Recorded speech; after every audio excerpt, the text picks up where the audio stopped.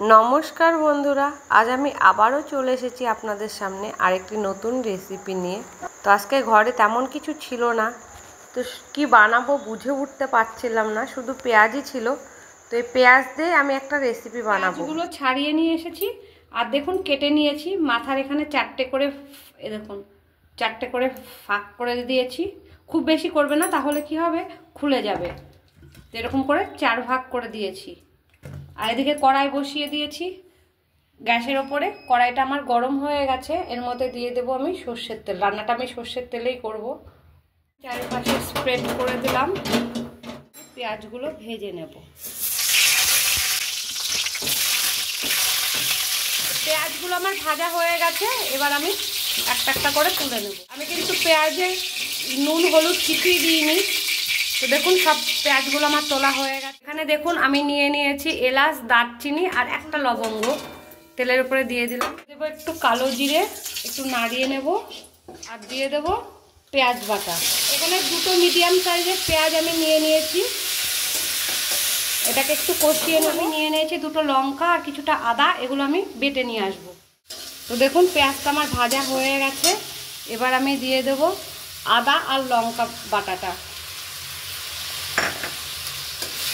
দিয়ে দেবো একটু ধনের গুঁড়ো, দিয়ে দেব নুন পরিমাণ মতন, দিয়ে দেব হলুদ, দিয়ে দেবো কাশ্মীরি লঙ্কার গুঁড়ো। এটা জাস্ট অপশনাল, কালার করার জন্য।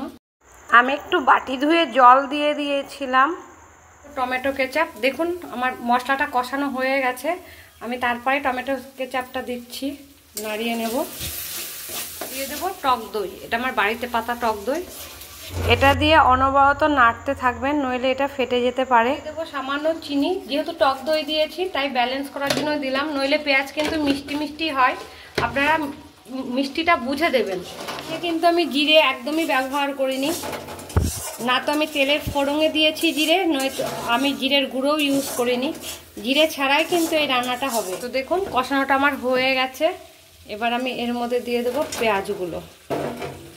একটু নাড়িয়ে নেব।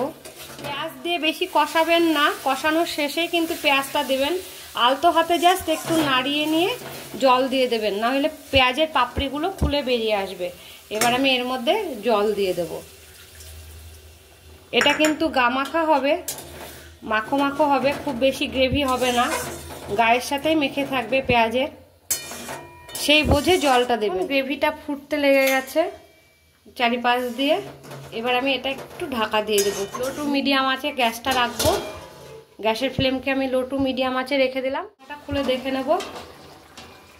তো দেখুন পেঁয়াজটা মনে হচ্ছে নরম হয়ে গেছে, পাপড়িগুলো খুলে বেরিয়ে আসছে। তো রান্নাটা আমার অলমোস্ট ডান। দিয়ে দেবো গরম মশলা। তো দেখুন গ্রেভিটা কতটা ঠিক হয়ে গেছে। এটা যখন ঠান্ডা হবে আরও ঠিক হয়ে যাবে, একদম পেঁয়াজের গায়ে গায়ে মেখে যাবে। সামান্য পরিমাণ ঘি অল্পই দিলাম, নাড়িয়ে নেব। তো এটা আমার মেশানো হয়ে গেল, এবার আমি এটা একটা পাত্রের মধ্যে ঢেলে নেব। তো দেখুন এটা দেখতে কি চমৎকার হয়েছে। এটা দেখতেও যতটা সুন্দর হয়েছে, এটা কিন্তু খেতেও অতটাই সুন্দর হয়। এটা গরম গরম রুটি, পরোটা যাই দিয়ে খান না কেন, ভাতের সাথেও ভালো লাগে, এটা কিন্তু জমে যাবে। তো ভিডিওটা এতক্ষণ দেখার জন্য অনেক ধন্যবাদ। ভিডিওটাকে অনেক অনেক করে লাইক করুন, শেয়ার করুন, আর এই চ্যানেলটিকে সাবস্ক্রাইব করে রাখুন, যাতে আগামী ভিডিওগুলো আপনারা খুব সহজে আর তাড়াতাড়ি পেয়ে যান। আমি আবারও আপনাদের কাছে রিকোয়েস্ট করছি, এই রেসিপিটা ভালো লাগলে বাড়িতে অবশ্যই একবার ট্রাই করুন, আর বাড়ির সকলে মিলে এটি এনজয় করুন।